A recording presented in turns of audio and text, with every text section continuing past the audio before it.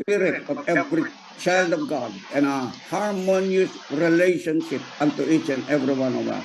Na wala kaming mga taong kamumuhian, ituturing na kalaban, O Diyos, and refrain our tongue from speaking guile, from speaking deceit, na hindi kami magsalita ng mga maling bagay sa aming mga bibig, O Diyos, sapagkat Ikaw ang katotohanan na nasa aming mga buhay. And we will speak the truth, the personality, the persona of Jesus, because He is the one that is our mediator, that mediates within you and us, that mediates within our mind to be able to find a way to be able to get into the places where we rightfully belong.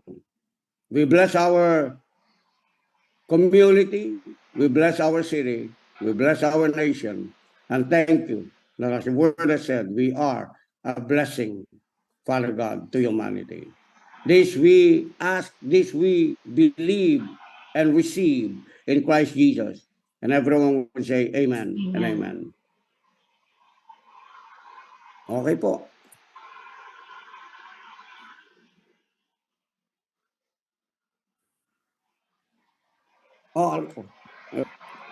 Okay, so umpisa na natin. Rema, mag-share ka.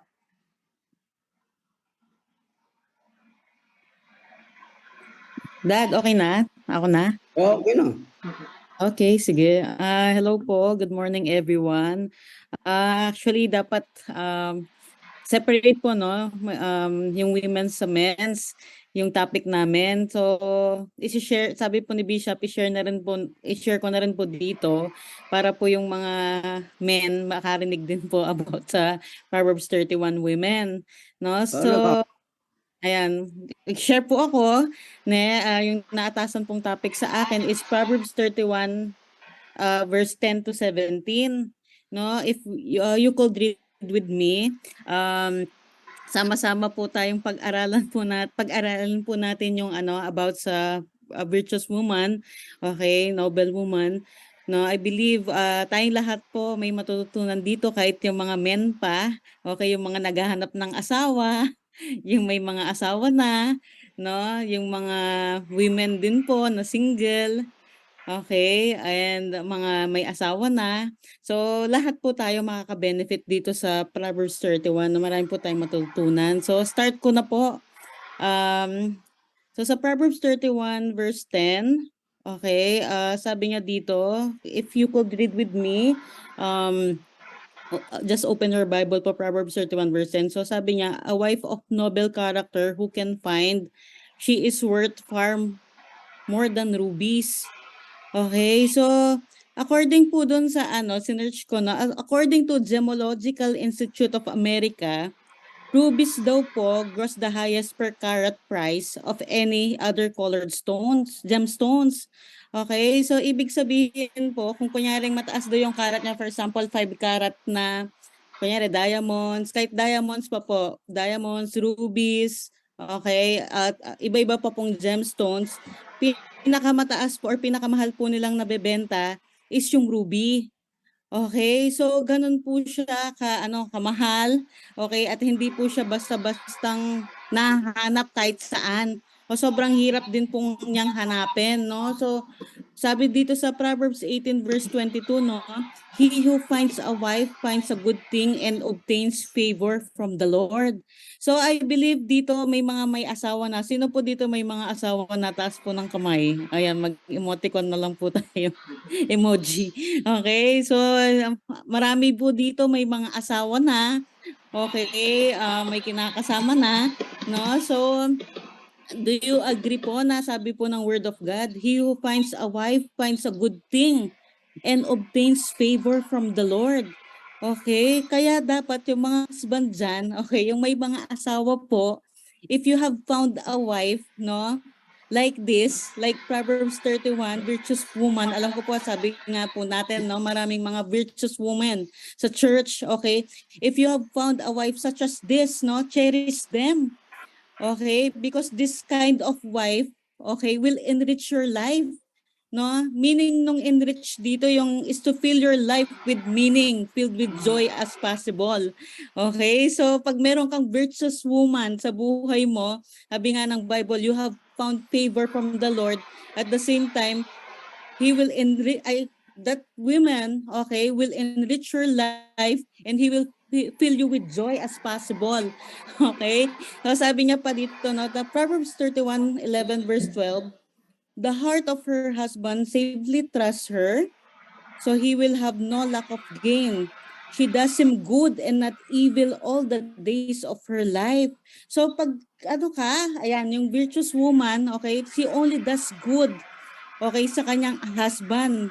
Okay, never evil, no? All the days of her life. So ano pong meaning, okay, ng good dito? Okay, meaning po ng good is excellent, favorable, marvelous, positive, superb, valuable, and wonderful. Okay, so ganun po, no? Pag yung pagkakaano niya dito, pagkakabanggit niya ng good. Okay, ang antonyms po ng good, ano po siya? Disagreeable, unacceptable, unhelpful, worthless, unreliable, and unvirtuous. And rotten. Okay, so a virtuous wife po, no, I believe, no, she is an asset po to her husband. Okay, and not a liability. Naniniwala po ba kayo doon, okay? Doon sa sinabi ko na asset po yung ano natin, yung wife natin sa atin. Okay, hindi po siya liability. Okay, so I believe, no, na when you know God's love for you, okay, sa mga ano dito kababaihan, no, and you have, sabi nga, no, pinag-aaralan natin with Auntie Chel, if you have a total surrender to God, okay, meron kang deep awe and reverence kay God, okay, this will help you to become a Proverbs 31 woman. Diba? So, yung every good thing in our lives, no, it is a direct result din, okay, ng relationship natin kay God, no? So ano ba yung mga how do you do good and not evil to your husband? Ano ba yung mga qualities na nagagawa mong tawag dito? How do you do good? Okay? Hindi evil sa husband mo. Okay, paano? Kasi tinanong ko si John, sabi ko sa kanya, sabi ko, Han, sabi ko, paano ko yung parang how can I do good to you, not evil? Sabi kong ganon. Ang sagot niya lang sa akin, anong sagot mo sa akin? Ano daw ako sa kanya, respect daw. And ano pa yung isang sinabi mo? Submit, honor, sabi niya sa akin. When you respect, honor, and submit to me, sabi niya ganon. Tama, sabi kong ganyan. Actually, nandito yun sa mga yung parang nakasulat sa mga notes ko. So how do you do good, not evil to your husband? Number 1, okay, she speaks respectfully to him instead of being disrespectful towards him through her actions and words. Okay, so dapat, ayan, sa pagsasalita natin, paminsan kasi, no, kunyari na lang, meron kang gustong pakuha sa asawa mo. Example na lang, may gusto kang pakuha. Paminsan ganito tayo. Iabot mo nga yung doon, yung kutsilyo doon. Ganun tayo na yung parang hindi na tayo, wala na tayong respect sa kanila. Yung parang, kunin mo nga yun. O kaya pag nag-utos ka, parang nag-utos ka ng katulong o yaya. Okay, hugasan mo na yung pinggan doon. Ganun, no? Ginagawa mo pa silang katulong. No? So, minsan di na tayo nagiging respectful sa kanila. Okay? O kaya naman, paano ba yon? Ayun yung actions natin. Pag may sinabi yung asawa mo, iba yung ginagawa mo. Okay? Hindi mo sinusundan yung sinasabi niya. Okay? Ayun. Okay, yung ayan kanina parang naano ko din ito, no? Kasi kanina meron kaming pinag-uusapan ng asawa ko na parang gusto kong gawin, okay? Pero ang sabi niya sa akin, ayoko, sabi niya gano'n sa akin. Ayoko, sabi niya ganyan.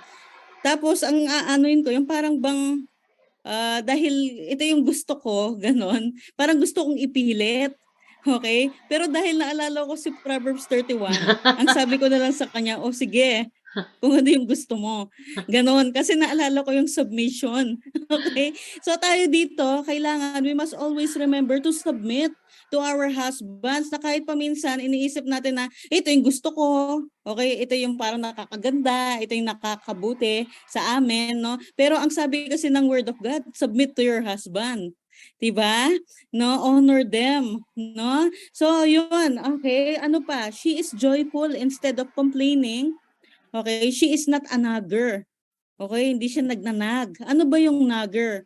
A nagger is someone who always annoys people by constantly finding fault. Ikaw ba yung taong yun na lagi kang nagpa-find ng fault sa asawa mo? Okay, yung parang, bakit ganyan siya? Ang tamad niya. Okay, bakit ganyan siya? Hindi niya ginagawa yung kailangan gawin. Bakit ganyan siya? Kailangan pang sabihan kung ano yung kailangan gawin. Okay, bakit ganyan siya? Hindi niya inasikaso yung mga bata. Tapos sasabihin mo pa sa kanya, nanag mo pa siya. Alam niyo po, parang ayaw na ayaw po ng mga husband, yung ninanag po sila. Okay? No? So, kailangan po pag ganito, instead of complaining, okay, be joyful. Mag-rejoice ka na, ay, hallelujah. Ang bait ng asawa ko. Okay? Kahit hindi mo na lang inaano, pero sinasabi mo with the Lord, no? Ay, hallelujah, thank you, Lord. Ang bait ng asawa ko, mapagmahal yung asawa ko.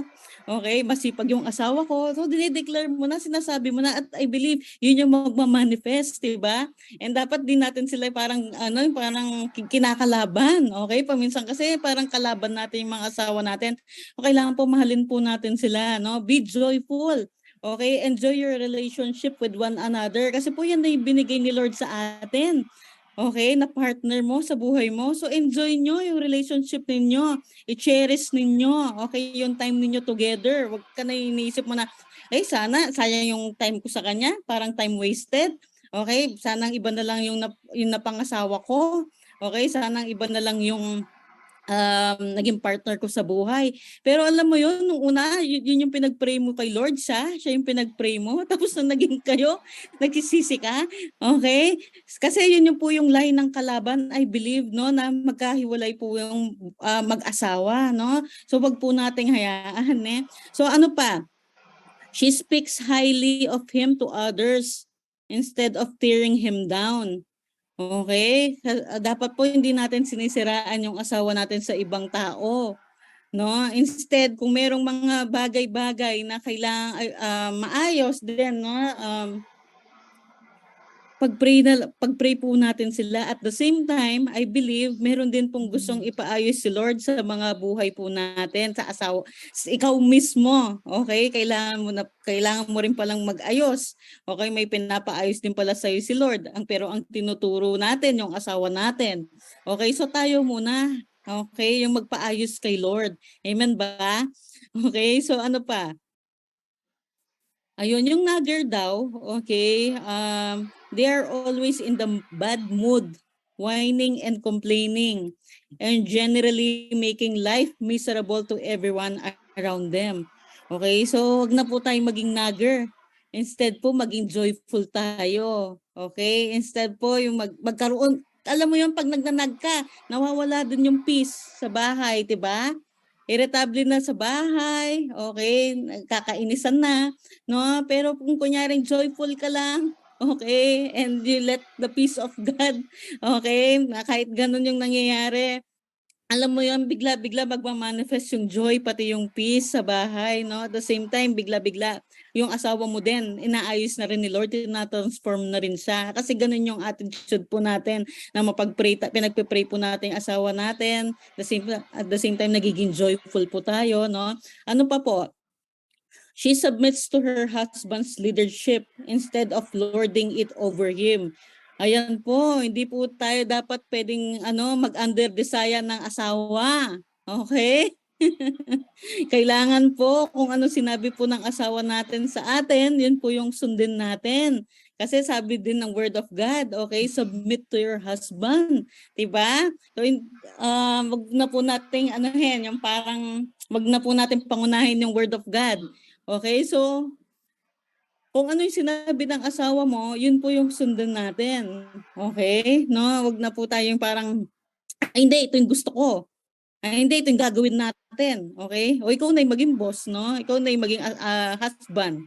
Okay? No? So, submit po tayo. Okay? Wag po natin silang i-under desire. Amen? Wag po natin yung parang sabihin pa paminsan, pinagmamalaki pa natin. Eh, ako yung boss ng asawa ko. Okay? Diba may mga ganon? Alam mo naman yung asawa ko lagi sumusunod sa akin. Hindi po gano'n, hindi po yun pinagmamalaki. Okay? Dapat po tayo mismo ang mag-ano sa kanila, mag-submit po sa kanila. And when we are submitting to them, we are also submitting to God. Ganun po siya. Amen po ba? And I believe once we are doing this, alam mo yun, yung blessing din sa pamamahay natin, nagpo-flow na lang din dahil dun sa submission na meron po tayo sa ating mga asawa. Amen po ba? Okay, so ano pa? She speaks words of kindness to him instead of being cruel towards him. Okay? So talaga pong dapat maging kind ka lagi, no? Kahit na nakakairita yung asawa mo o nabibisit ka sa kanya. Okay? Pero ang gusto ni Lord, maging kind ka pa rin. Lagi, no? Lagi kang, yes man, sige. Nung minsan, sabi niya sa akin, yung asawa ko din kasi pag kunyari wala si Ate Banji sa bahay, siya yung naghuhugas ng pinggan. Okay? Kasi pag kunyari mabait din kasi to eh. So, ngayon dito, ayan, kay Auntie, sabi niya ganyan, Han, ikaw naman maghugas, sabi ko sa kanya. Tapos sabi niya sa akin, nagturuan kami. Ikaw na, sabi niya sa akin. Pero dahil naalala ko na naman si Proverbs 31, o sige na nga ako maghuhugas. Yung pong ganon. So, submit. Okay? Honor our husbands. Okay? Love them. Okay? So, yun po, pag ginagawa po natin yun, alam niyo po yung parang, it is a joy po na you are honoring your husband and also submitting to them, no? Yung parang kung ano po yung sinabi nila. Alam mo, si Lord, yun yung pinapagawa niya sa'yo eh. Diba? So, ayun, yung parang kahit nag-ano ka, naglinis ka, naghugas ka, joyful ka, diba? No? So, ano pa, verse 13 pa lang ako, no? She's hardworking, okay? Sabi dito sa verse na to, she seeks wool and, ano na tayo ha, wala na tayo sa verse 12, so 13 na tayo. She seeks wool and flax and willingly works with her hands. No? Dito, kung titingnan po natin, si Proverbs 31, siya po yung gumagawa ng garments para sa family niya, sa mga anak niya, out of raw materials. Okay? Siya yung nagpo-produce. No? She does it, okay, with eager hands. In other words, okay, she do it gladly. Okay, yung parang hindi siya nagko-complain, ay, hirap naman nito. Ay, bakit ganyan? Ang hirap ng trabaho. No? Hirap na pinapagawa sa akin. No? So, ginagawa niya, ayun, sabi niya, willingly works with her hands. No? So, willing siya. He's doing it gladly. And also, okay, I believe, no, nakita ko dito, she is a good steward of her resources using what she have.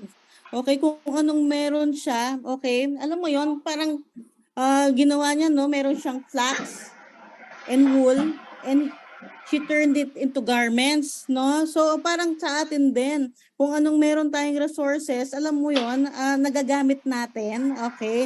No, she is wise, okay? I believe, no, tayo din dito, yung mga Proverbs 31 women, wise sila sa kanilang mga resources, no? Ano pa, she isn't lazy and doesn't have anything to do with laziness. A virtuous woman eliminates laziness from her life. Okay? No, so masipag po si virtuous woman. No, hindi siya yung parang tatamad-tamad, no? Ano pa? Verse 14, sabi nga dito, she is like the merchant ships, she brings her food from afar. No, merchant, okay. Anong meaning ng merchant? Tanungin niya ako. So nag-search po ako. According to Merriam-Webster, it is a person or business that buys and sells products in large amount for profit, often trading with other countries. So, yun po, no, para po magkaroon sila ng profit, okay, para makabili sila, nagbebenta po sila. Okay, guess po natin. No? So, for example na lang, okay, paano natin gagawin ito? For example, I believe meron tayong mga talents, gifts na binigay sa atin ni Lord. Okay, kung kunyari nasa bahay ka lang, nasa household ka, kung marunong kang mag-bake, okay, and nakaagawa ka ng cookies, brownies, pwede mo itong ibenta. At once sa binenta mo, okay, pwede kang bumili ng groceries, okay, pwede kang, yun yung pambayad mo ng kuryente, okay, so nagiging ano ka, nagiging resourceful ka, no? So, nasaan na ako? Ayan. So, sabi niya dito sa Proverbs 31 verse 14, a virtuous woman is a woman who provides also food for her family using her own means, which she earns through selling, trading her goods, or working for wages. Okay, hindi lang yung kunyaring, kasi diba, dati pag kunyaring single ka, okay, kung ano yung gusto mong bilhin, bibilin mo, no, para sa sarili mo. No? Pero dahil meron ka ng asawa, meron ka ng mga anak, ang inuuna na po natin ngayon yung mga anak natin, yung mga kailangan nila, mga needs nila. Okay, sila muna. Okay, and after nun, pwede mo namang i-treat din naman yung sarili mo. No? Pero yun nga,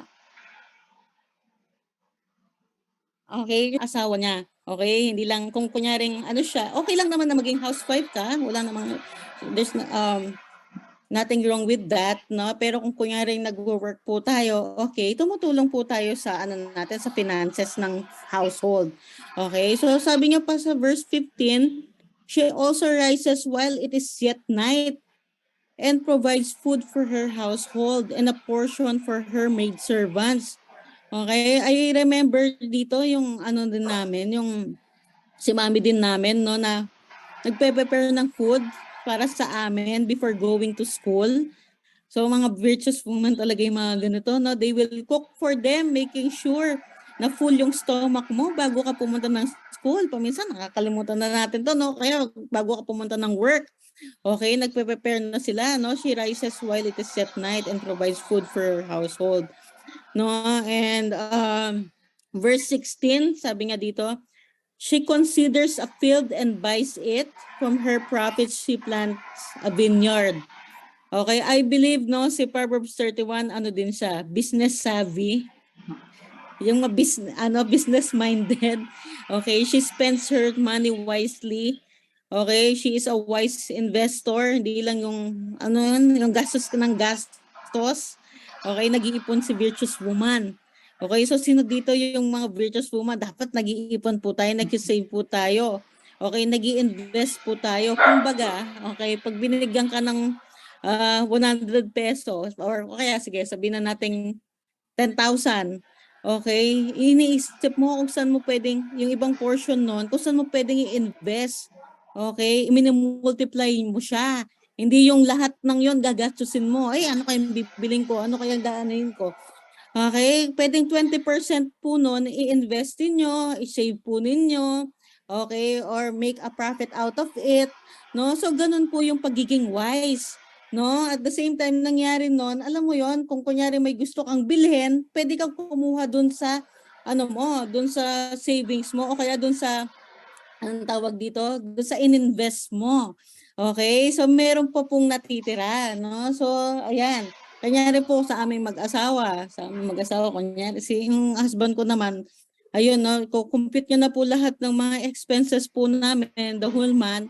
Tapos kung kunyari, magkano yung titira natin sa savings natin. So mag-agree po kami, itong amount na to i-save natin. So every month po yun. So dapat po nagsisave po tayo. Okay lang na ang gawin po natin lahat ng natin, no, syempre may electric bill, may tubig, may renta. Okay, marami pong expenses sa house, groceries. So separate niyo po lahat ng mga 'yan. And yung pong natira, at syempre po importante, yung tithes po natin. Okay, naka-separate po lahat 'yan. After po nun, yung savings po ninyo. So nagsi-save po tayo. So kung kunyari gusto niyo po mag-travel, pwede po kayong kumuha doon. Parang tawag niyo po doon travel funds. Okay, kung kunyari may emergency, meron po kayong kailangan tulungan na tao, okay, pwede rin kayong humugot doon. Ganun po siya. Okay? So ano pa, si virtuous woman, Okay, sabi nga dito, no, ito gustong-gusto ko eh. She considers a field and buys it. So nag-real estate din si virtuous woman. Alam niya kung saan siya mag-i-invest ng pera. Okay, sa house and lot.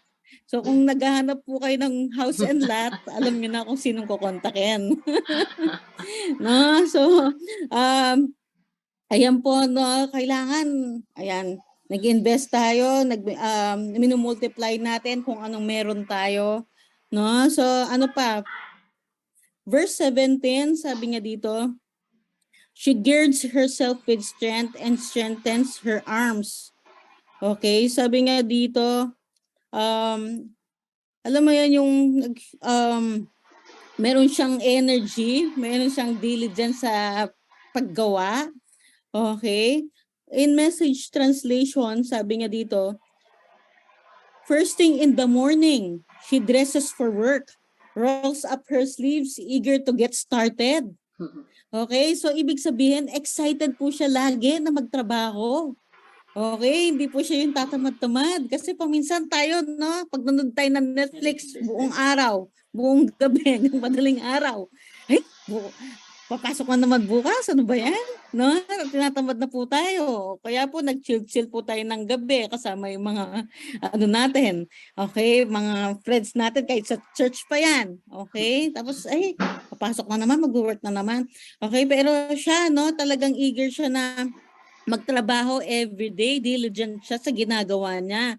No? And I believe no, she does it with cheerfulness every day ng buhay niya no, na pag nag-work siya. Ayun nga, excited, okay? Ayan, sabi niya, I believe, no, it's a new day, it's a glorious day, it's a blessed day na binigay na naman ni Lord. Okay, and I believe, no, na every day po ng ginagawa ni Lord, alam mo yun, yung I can do all things through Christ who strengthens me. Yun yung lagi, yung ano po natin, yung pwede po nating dalhin every day, no, na kahit na, alam ko, may mga anak po tayo, okay, may mga responsibilities din po sa bahay, no? Ngayon, sabi ko nga, bigla-bigla, 3 na din yung anak ko. Okay, yung 2, parang nabuo sa pandemic. Ay, 3 na. Ang bilis, no? Pero yun nga, yung the joy of the Lord is our strength. That we can do all things through Christ who strengthens us. Na wala po tayong bagay na hindi pwedeng gawin pagkasama po natin si Lord sa atin, no? Kahit sa bahay po tayo, ano man po yung ginagawa natin, let's be joyful, okay? And let's enjoy kung ano yung pinapagawa ni Lord sa atin kahit sa family po natin, no, na alam mo yon yung mga na-discuss kanina na qualities ni virtuous woman. Ang dami, no?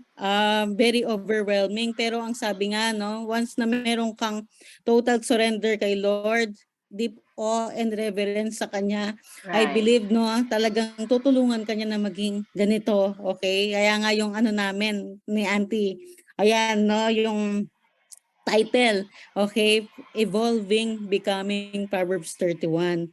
So, ayun, siguro may mga, Dad, meron ka bang gustong sabihin bago ako mag-question sana sa kanila din? May mga questions lang din ako para sa kanila. So, yun lang po ang gusto kong i-share. Yung ano, may huli yan eh, yung charm is deceitful, beauty is passing, but those who revere the Lord shall be praised. Okay, paano yung interpretation niyo doon? Auntie, di ba may naka-assign doon? Kuya, kasi dinivide ko part. So, yung part ni Rema ngayon is just from 10 to Okay. 7 si Che, and then I think yung part na yon will be for Te later sa group namin.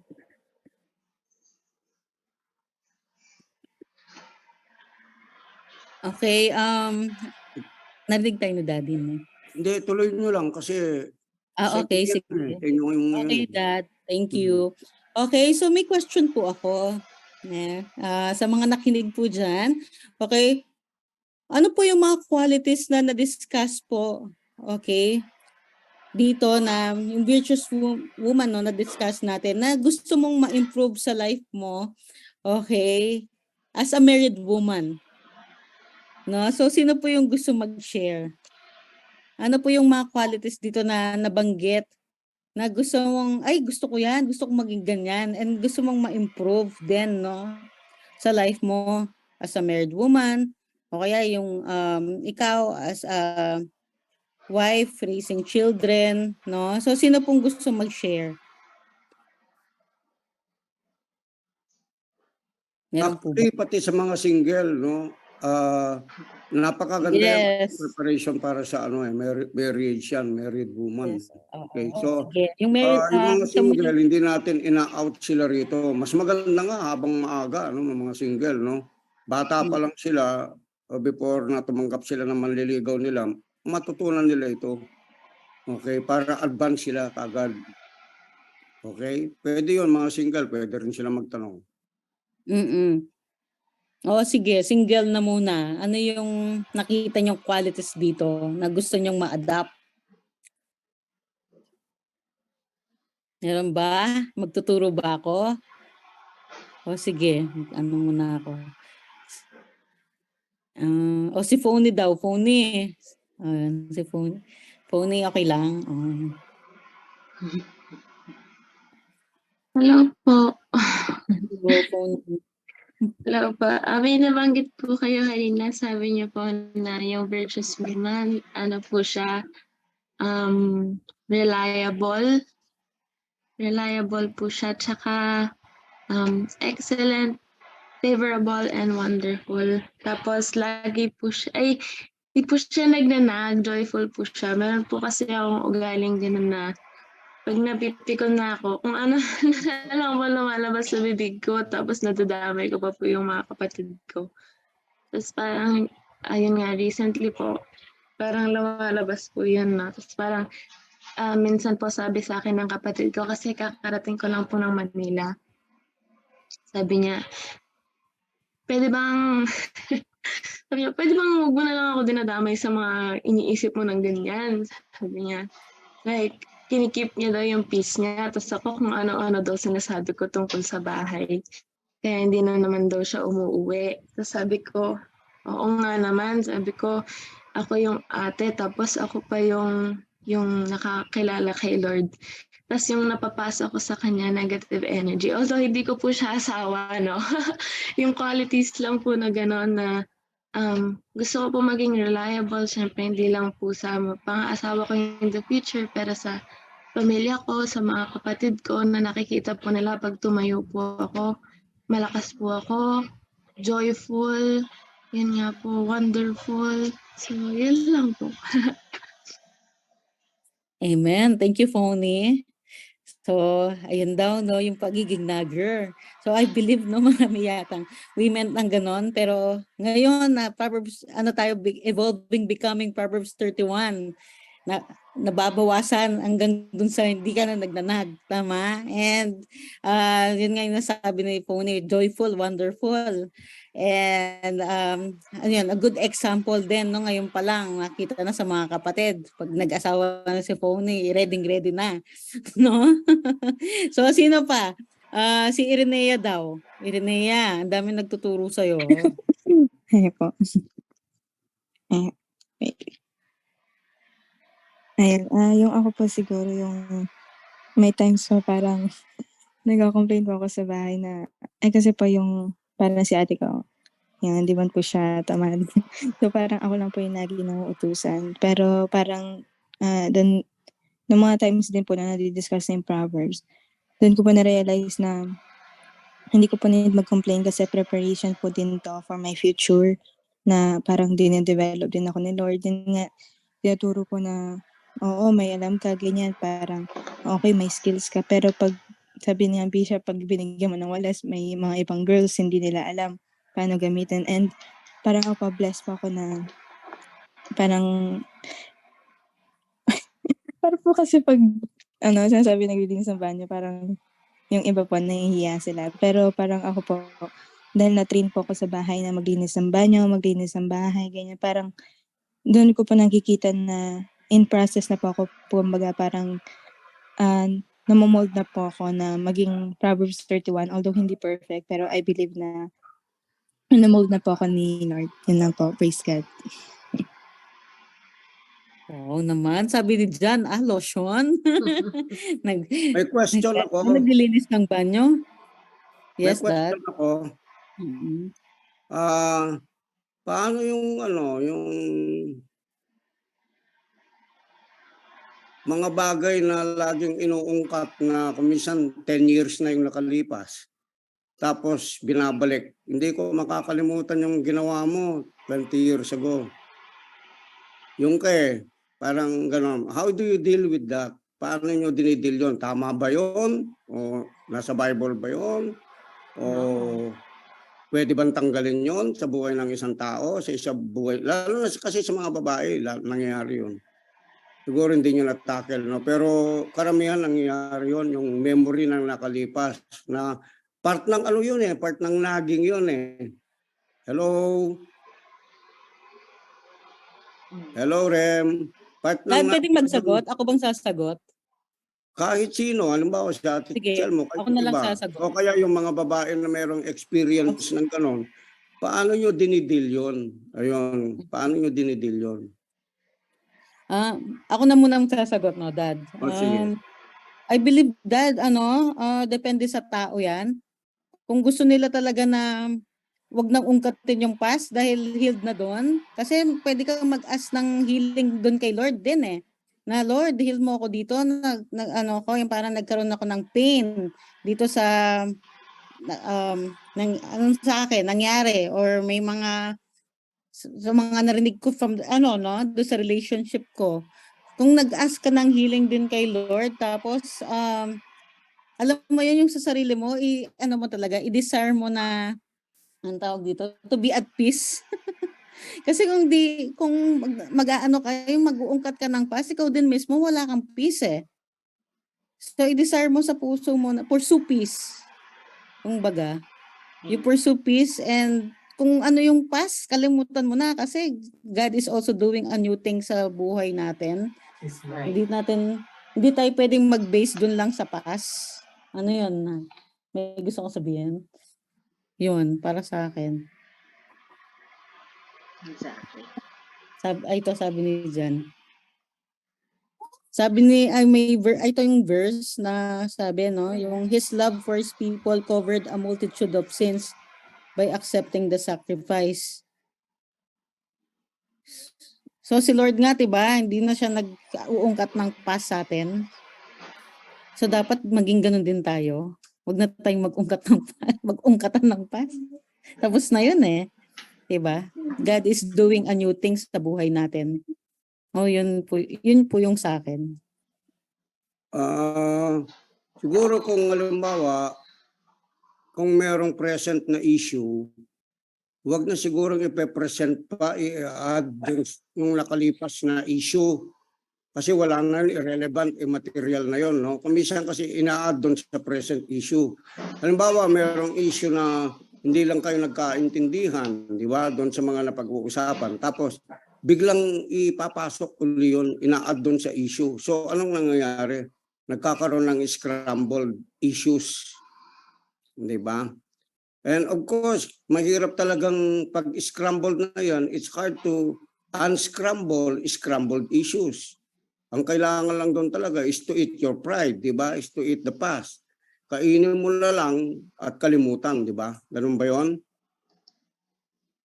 Amen. Vital po yan sa relationship kasi kung laging nandun po yung mga nakalipas na issue sa buhay natin, lagi natin inuungkat at inuungkat po yun. Hindi po tayo mag-move forward, di ba? Okay ba yun? Okay. Anything, mag-add pa kayo patungkol doon kung meron kayong gustong i-add. Saka Dad, mag-ask ng healing kay Lord. Yes, Tapos, okay. kasi si Lord lang talaga makakapag-heal dyan Kasi syempre pag nag-uungkat ka ng past, ibig sabihin parang in pain ka, may sugat ka. Okay, meron kang unforgiveness. Pero once na nag-ask ka ng healing kay Lord, I believe God will heal you totally from that. And you can move forward. Yun. Kasi kapag unhealed ka, ang isang bagay doon, yung kakaroon ng tinatawag na repetition ng trauma. Di ba? Parang yung sugat, lagi mong kinakalkal, pahil na, tapos kalkalin mo uli. panibagong sakit na naman yon, panibagong lana na naman yon, panibagong, di ba? Panibagong pain na naman yon. Mas lalalim at lalalim yung pain mo. At kung minsan, subconsciously nga, yun yung mga nagiging ugat ng mismo ng yung mga argumento, di ba? Yung mga contention sa buhay natin, yung mga resentfulness natin, di ba? Mga tao, ganun yun eh.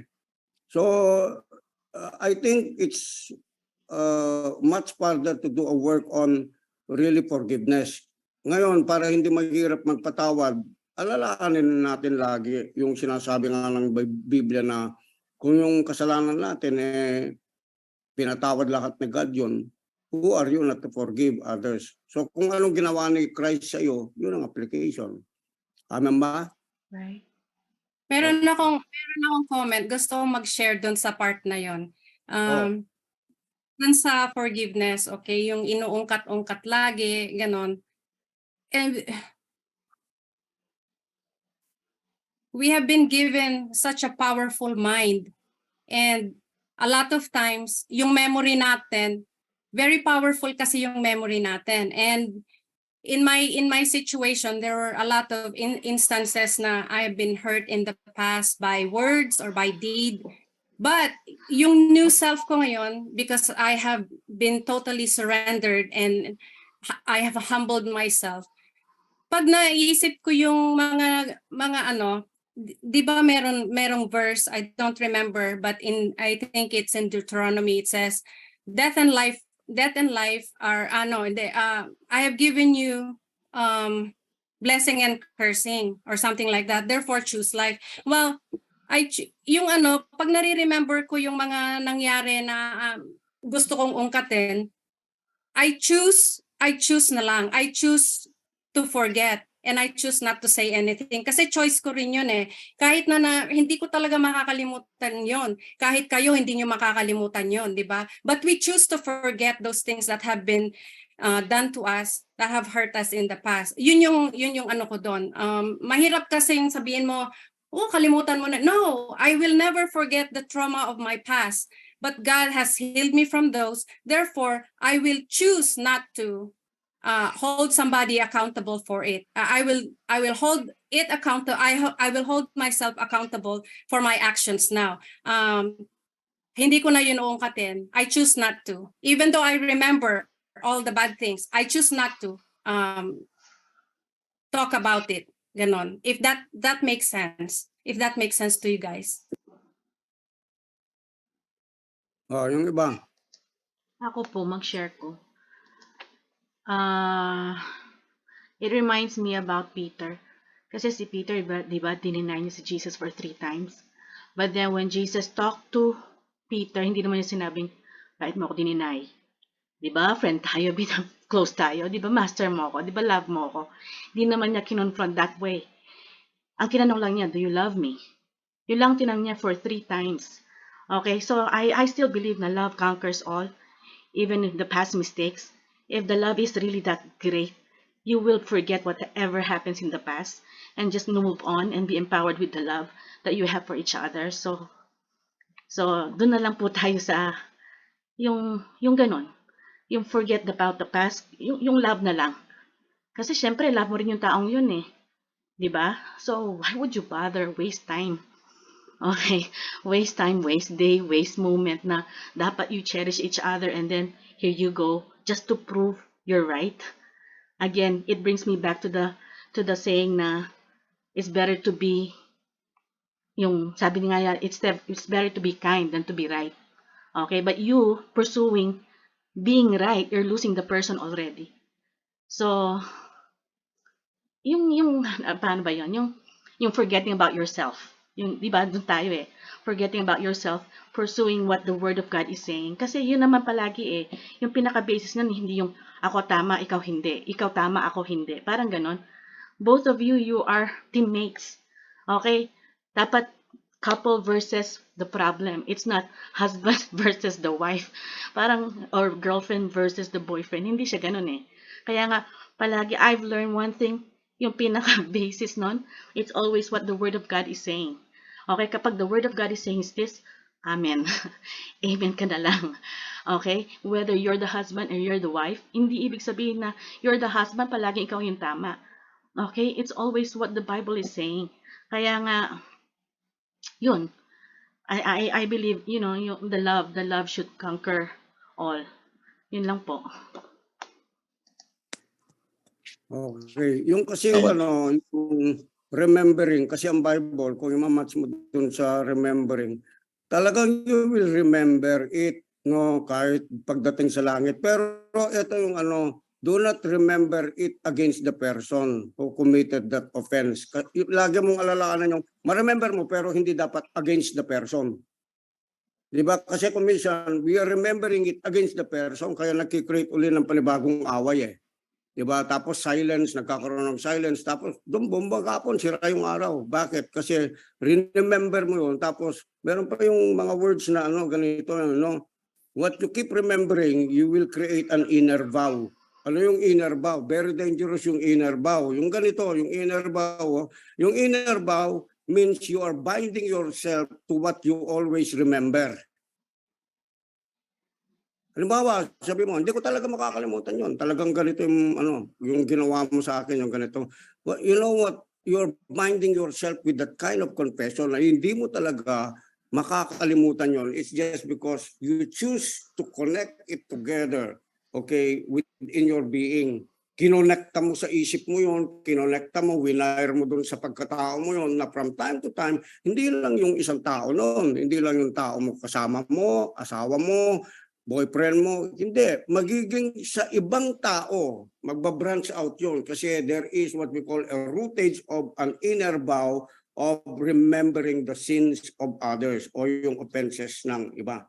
Kaya nga, ang sabi ng Bible, di ba, 1 Corinthians chapter 13, I think it's there, no? Sabi niya, love covers the multitude of sin. Okay? Love believes all things. Yung love, kung talagang mahal mo yung isang tao at mahal mo yung mga tao, okay, hindi lang isang tao, okay, na-close sa'yo, kundi yung tinatawag na agape. Alam, meron tayo talaga yung love covers the multitude of sin. Kasi lahat tayo, flawed tayo. Amen, lahat tayo, nahuhulog, sabihin na natin, nakakagawa ng mali. Kasi sa'yo, minsan tama. Doon sa kausap mo, kaya doon sa karelasyon mo, hindi tama sa kanila yon. Naintindihan po ba natin? So, I think it's much better to talagang apply what the Bible is really saying. Hindi yung dahil gusto mo, hindi dahil yun ang pag-iisip mo, hindi dahil yun ang nakalakihan mo, hindi dahil yun yung pag-uugali mo, yung talagang attitude mo. You have to follow the Bible. Kaya meron talagang renewing of the mind yan and transformation doon sa mga bagay na yun. And then, you have to destroy those inner vows. No, yung inner vows really puts us in bondage and puts a person in bondage. From time to time, meron pinanggagalingan. Kaya minsan, bakit bigla na lang sumulpot yun? Hindi ko man gustong sabihin. Because there was an inner vow from the past na sinasabi natin, hindi ko talaga makakalimutan yun, yung ginawa mo. So what happens is that you bind yourself into it, which is an inner vow. And from time to time, talaga pag naalala ko yung masamang ginawa mo sa akin. So, it destroys you, not the person whom you are remembering. Nakakahawa na lang yung ibang tao doon sa bagay na dala-dala mo. Get ba natin? Amen. Amen. Okay, sino pa? May question? Dad, may question. Sis Ann, okay lang, i-share ko. Sige lang. Okay. Sabi, how do you still keep the marriage kung wala ng respect and full of resentment na for each other? How do you keep the marriage kung wala ng respect? Oo, and full of resentment na for each other. How do you keep the marriage? Kayo, paano nyo, i-handle yun? Doon sa mga merong experience, how do you do that? How did you do that? Is it worth na ginawa mo yun? Kasi, di ba parang yung dalawang tao, araw-araw, no? Kinikip nila yung relationship nila because of the paper, di ba? But when the heart really no longer serves its respect towards one another, Sa palagay mo, anong magiging ayos ng loob ng pamamahay pag wala na yung respect, mayroong resentment? Pag nagkita, okay, siguradong bugaan ng bitterness yan, di ba? Ng mga lahat ng mga bagay na hindi kaaya-aya talaga at hindi nagbibigay talaga ng peace sa bawat isa. Sa palagay nyo? Ay, hindi pala si Ann yung nag-question ha, for someone ba? Akala niyo si Ann. Kasi For ito, someone. bakit sabi nga ni Jesus?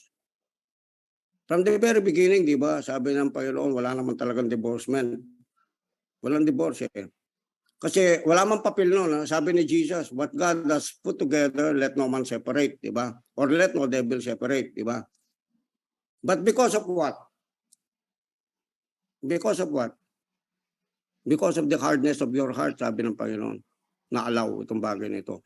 So that means to say, nagkakaroon ng separation pag merong isa sa inyong dalawa, nag-harden ng puso. Nag-harden. Kasi yung isa, kasi it takes two to reconcile. Am I right? It takes two to reconcile. Kapag merong argument, merong pag-aaway, kailangan mag-reconcile. Okay? Mag-give in yung isa. Mag-submit yung isa. Hanggang sa magkaroon ng submission one to another and then magkaroon ng agreement. Kasi ba't mo pipiliin yung isang bagay na napag-awayan o isang bagay lang na nangyari na mali? Tapos sa lahat ng pinagsamahan, halimbawa, nagsama kayo ng 5 years, nagsama kayo ng 2 years, do you think pag naghiwalay kayo at nagkaroon ka uli ng panibagong relationship, hindi ka uli mag-build from the scratch? No, you're gonna build from the scratch still. Am I right, Shell? Still, you're gonna build from the scratch. Eh yung 2 years na pinagsamahan nyo na napakaganda, 99%, masarap, maligaya, puspos ng blessing, tapos isang mali lang, ayaw nyo magpatawad, ayaw nyo magbigay sa bawat isa. Paano yun? And then i-refuse nyo mag-heal. Sa Christianity, when you're refusing to heal, you're refusing also the finished work of Jesus. Kasi by the wounds of Jesus, healed na tayo eh. Actually, tayo na lang ang nag-aalaw ng hurt sa buhay natin kasi ang ano ng Panginoon sa atin, yung declaration ng Panginoon sa atin, we are already healed. We are Amen. already blessed. We are already favored. We are already forgiven. So kapag ginawa mo yung labas doon sa bagay na yun, you're not already against the other person, but against the person who created him and who has also saved that person, blessed that person, sanctified that person, redeemed that person. Ngayon ito, yung biblical na ano natin, na kinatatayuan natin dun sa standing natin, status natin, identity natin. Kung halimbawa merong nangyaring separation, hindi mo naintindihan, o kaya maaaring isa naintindihan niya, hindi mo naintindihan na lininis na kayo ng Panginoon. The Word of God says you have been sanctified by the Word of God and by the blood of Jesus. So ang ibig sabihin, you have to take the Word of God by faith, believe it. Wala na ito. Hindi ko kayang entertain ito sa buhay namin kasi we are joined by God. Nakuha ba natin, guys? Hindi lang sa mag-asawa ito, pati sa body of Christ, pati sa mga kapatid natin. Hindi ako pwedeng mag-speak doon sa, halimbawa, kung mag-asawa kayo, hindi ako pwedeng mag-speak labag doon sa mga, kung meron kang relationship na nakalipas, doon sa mga anak mo dati. Hindi rin ako pwedeng mag-speak negatively against doon sa mga kapatid mo. Hindi rin ako pwedeng mag-speak negatively doon sa mga magulang mo. Bakit? Kasi pamilya ko na ikaw. Pamilya ko na kayo. Tama ba? At ako, pamilya mo rin ako. Kung ano yung mga magigina ng pamilya ko, you have to speak at least positively. Okay? Kasi meron lahat tayo, meron mga positive, negative sa buhay natin eh. Kaya kung minsan, halimbawa sa pamilya, paano nagkakaroon ng away? No? Ay, yung asawa mo, ayaw ko siya kasi tamad. Yung asawa mo, ganito siya. Yung asawa mo, ganyan. Yung asawa mo. Asawa ng kapatid mo yun, pinakilaman mo. Supposed to be, di ba? You have to speak also positively. A virtuous woman not only have to speak positively to her husband, but also to the family of her husband. The same thing, the husband should not be speaking negatively against his wife, number one. Secondly, against the family of his wife. Amen. Amen. That's how it is. Kahit nga dun sa mga kaibigan, halimbawa, kaibigan ng mga anak mo, kaibigan ng mga ano, pagka takles ka talaga, wala kang discretion, hindi ka discreet. Yung mga anak mo, merong tinatawag na magandang samahan. Yung samahan nila deeper, hindi mo talaga alam yun eh. No? Hindi mo talaga alam. You speak negatively kasi nakita mo, hindi papasa doon sa standard mismo nung kaibigan niya sa'yo doon sa standard mo. You speak negatively, ano mangyayari? Your child would probably hate you. Your son or your daughter would probably hate you as a mother or as a father or even as a brother or as a sister. Get ba natin? Ngayon, ganun din doon sa halimbawa, meron din na nagkaroon na namatay na yung asawa, nagkaroon na ng divorce. Ngayon, papasok, merong liligawan yung dad nyo. Okay, merong nagpapaligaw yung mami. And then ayaw nyo yung babae, o kaya ayaw nyo yung lalaki. You speak negatively against it. What do you do with your father? You mar the spirit of your father. You mar the spirit of your mother. That's how it is in the Bible. Tama ba? Amen. Let's go deeper. Amen. That's how it is. Kaya minsan yung issue sa loob ng pamilya hindi naayos. Yung love hindi na-establish. Yung forgiveness hindi na-establish. Let us come to the point of really making a quality choice about this. What Jesus did for you. Based na doon sa based na doon sa tinatawag na ginawa ng Panginoon sa atin. If Jesus has forgiven us, we have to forgive. Amen? And then, exercise and respect boundaries with one another. Yung boundaries ng bawat isa sa atin, irespeto natin. Amen ba yun? Virtuous woman, manhood, that's what it is. Okay? If Christ respected us, respect tayo ng Panginoon. Rinespeto natin ang Panginoon, rinespeto natin. And then likewise, dun sa mga relationship natin, pamilya natin, clan natin, within the body of Christ, mga tao, kahit na minsan ayaw mong respetuhin, hindi ka respeto, give due respect na lang dun sa uniforme ng tao. Kung sino siya. Amen? It will help a lot. It will help a lot, brothers and sisters. Okay. Ano pa po?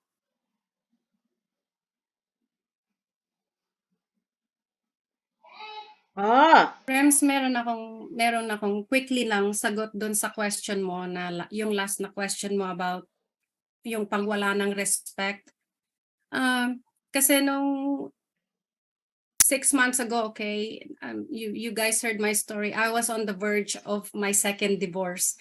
Now, si Rema at si Jan nandito sila, nawi-witness nila.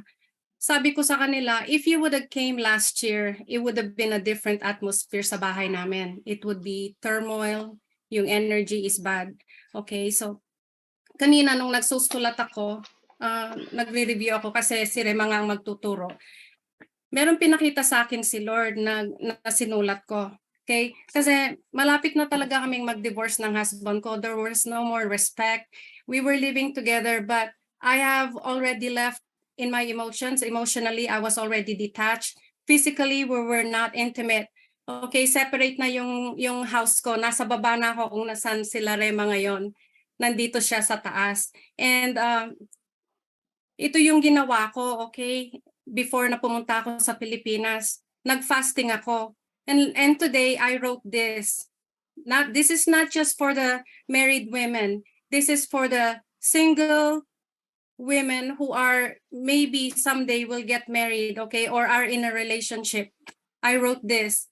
When you become God's wife first in your service to Him, your devotion, in your faithfulness, in your submission, in your humility towards Him, in your awe of Him, in your intimacy, in spending time communing with Him, in your secret place in His presence, then and only then will this verse in Proverbs 31:29 will mean true to you in its purest form. Proverbs 31:29 says this, many women do noble things, but you surpass them all. No husband will ever say that to a woman, to his wife, to a single woman, without any flattery, okay? Your boyfriend or your husband may utter these words of love and devotion to you. However, it wouldn't compare to the weight of when it is spoken over you by none other than the one who truly sees you for who you truly are, and that is God. Be the wife of God first, and then you will then slowly evolve into this woman here. Okay? Meron pa ako, isa na lang. Nababasa ko lagi ito sa Facebook. How to be you. How to be you po. How to be you. Ganun yung mga question, okay? Inisip ko to kanina. How to be you, Proverbs 31 woman. Let's say we're asking this Proverbs 31 woman, how to be you. This should not be a question to someone who is not content and who is not happy with who she is. Rather, how to be you po is instructing and teaching. It should be us telling somebody na hindi sila happy sa sarili nila. How to be you is instructing and teaching unseasoned women, giving them guidance or offering them constructive advice, an approach which focuses on providing helpful to assist the person in learning or improving themselves without being demeaning or critical. So how to be you po, it should be, hey, this is how to be you. It should be us telling the younger women or the women who are not so confident about themselves. It's not how to be you. I want to be like you. Why would you want to be that person? Okay, so we as evolving, becoming Proverbs 31 women should address the young women how to be them, not them asking us how to be somebody else on social media platforms. If that makes sense to you, please, salamat po. Amen. Amen. Well said. Well said. First, yung mga bagay na yun. Be a boyfriend, yung mga babae, gawin yung boyfriend si Jesus, yung mga lalaki, asawa si Jesus. That will settle everything. You will learn everything of who you are really on the basis of your identity, your relationship, your status in Christ Jesus. Okay, salamat po. Wala na. Ano na ito, sa araw na ito, no? Tuloy pa natin ito bukas.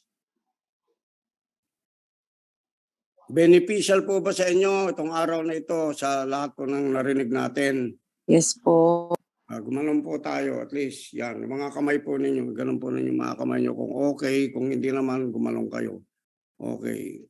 At yung gumalon, pag-pray kita na makas out yung lahat ng ganon mo. Okay. God bless po sa inyong lahat. Thank you for being Thank you with po, us. Angie Rachel. Thank you po, Bishop. Thank you for the words of wisdom. Thank you, Ate Thank you po, Ren. Bishop. Good morning. Thank you kay Rema, thank you kay Rachel, thank you doon sa mga nag-share, kay Pony, thank you kay Awi, ayan. Thank you sa inyong lahat for participating in this open, kumbaga, open sharing, open mic. Dad, Hmm. tomorrow magtuturo, si Che yata or si Te? Proverbs 31. Mag-share. Yes, mag-share Okay. sila tomorrow. Yung kasi, inaano natin mabuti rito na yes, may kasamang teaching yan, pero pinaka-the best talaga sharing. Okay, sinishare natin. Kasi lahat tayo meron tayong pwedeng i-share. Yung lahat ng mga kababaihan dito, meron silang pwedeng i-share. Okay, so makakapag-adapt tayo from one to another as long as it is equated and founded strongly from what we really believe in the Word of God. Amen? Okay. Thank you sa inyo lahat. Thank you. Thank you guys. Okay. Bye, God bless. Dad. See you again tomorrow. See you guys tomorrow. Hmm. Thank you. Bye-bye. God bless.